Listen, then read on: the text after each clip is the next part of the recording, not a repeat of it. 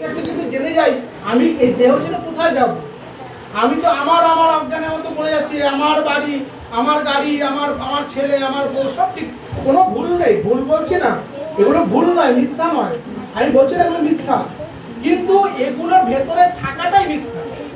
সত্য কথা হচ্ছে না আমি আমার ভেতরে থাকি, এই দেহের ভেতরে যে আমি আছি, এই দেহটাও আমি নই।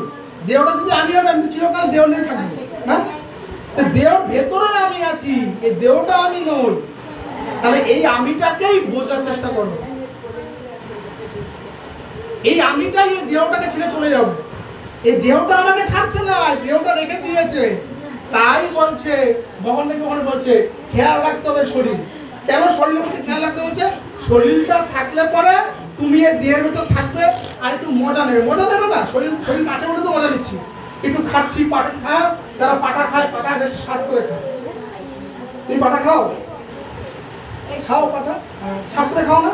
তার দেহটা আছে বলে তো, দাঁত আছে বলে তো। যতক্ষণ দাঁত নেই, দাঁত চলে গেল না ভাই, আমি খেতে পাই, ভালো লাগে না। আরে ভালো লাগে, দাঁত নেই তো ভালো লাগে।